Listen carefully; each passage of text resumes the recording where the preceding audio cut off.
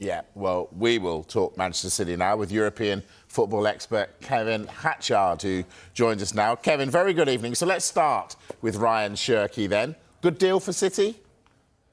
I think an incredible deal. I think he is somebody that has enormous potential. If you look at his season that he's just had, he's finally found consistency. We've known for quite some time how talented he was. It was always going to be about whether he could put that together game after game after game, and he's done that. He's scored goals, he's made goals, not just in Ligue 1, but also in the Europa League as well.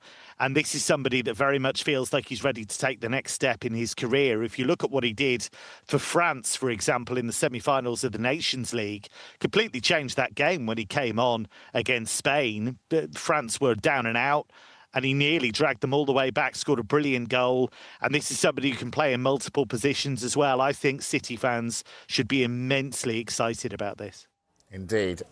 Should Chelsea fans, on the other hand, be really disappointed that they didn't get Jamie Gittins over the line? I think that may well happen in the fullness of time, but it obviously isn't going to happen in time for the Club World Cup. But in a way, we shouldn't be surprised. I mean, it wasn't that long ago they were being linked with a move for 35 million. That was never going to be enough to land Gittins, because the thing you have to remember is that he is Dortmund's big bargaining chip for this summer. They don't have that many saleable assets, and they see him as somebody that, if they are going to let go this summer, is somebody they want to extract the maximum value from. He doesn't necessarily fit in with their current coach, Niko Kovac's methods or system. He wasn't a regular starter towards the end of the campaign, but he's still somebody who has immense talent, and Dortmund know that. OK, well, they didn't get that done, and they've walked away from Mike Maigham's deal. Is that a mistake? I think it is. I think if you look at Chelsea's setup at the moment, they don't have that many leaders, I would argue.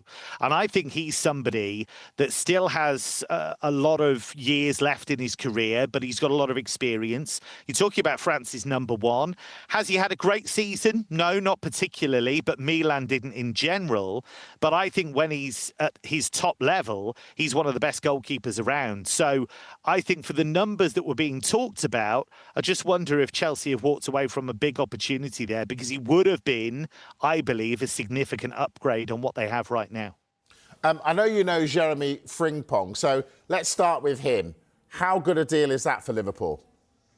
I think it's really exciting. He's very different to Trent Alexander-Arnold in the way that they interpret that position, because Alexander-Arnold's all about what he can do with the ball at his feet in terms of passing and in terms of crosses. Frimpong's very much about carrying the ball. He's got loads of energy, loads of pace, and he's somebody that's played multiple positions for Bayer Leverkusen. He's played as a wing-back, he's played a bit of full-back, but mainly higher up the pitch. He's also played as a wide forward.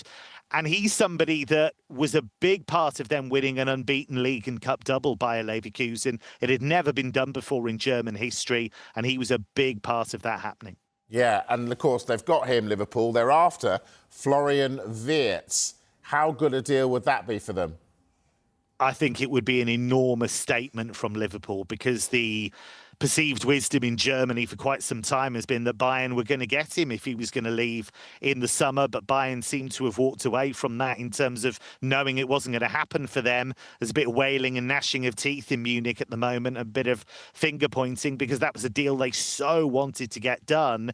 But it seems that Wirtz has decided against staying in Germany, and Liverpool are front runners. And I think if they bring him in, injury permitting, I think you're talking about a top player for Liverpool for years to come, and somebody who I think would become their key player in the fullness of time. He is immensely talented, but he also has the work rate to go with it.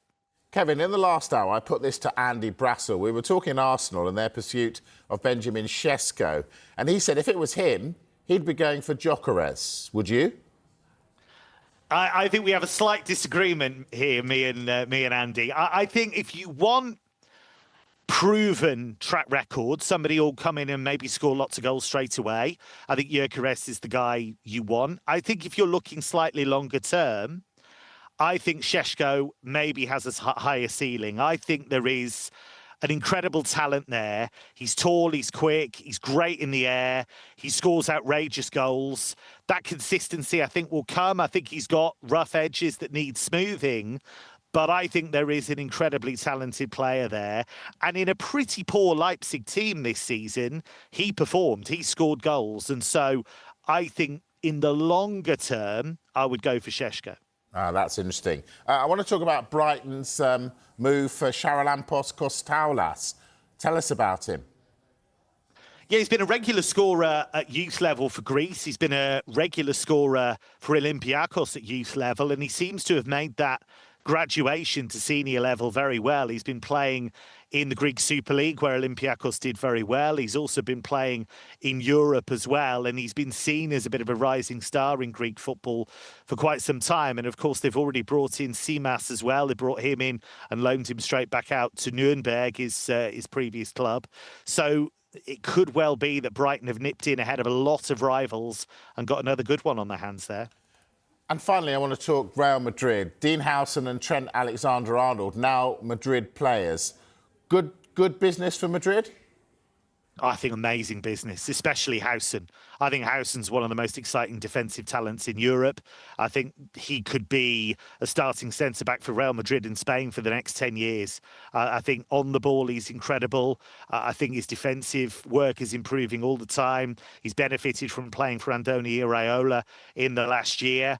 Trent Alexander-Arnold, I think he's very exciting as well. But actually, if you're looking at the two, Howson, I think, is maybe the one that excites me the most in the long term, but make no mistake, Trent Alexander-Arnold is a brilliant signing. And I think that what this speaks to is Real Madrid's determination to try and win that Club World Cup. I think they're really wounded about what happened this season against Barcelona, not only in the league, but in the Cups as well. And I think they want to make a statement by winning that tournament. Kevin Hatchard whizzing us round Europe. Kevin, appreciate that. Thank you. Thanks a lot.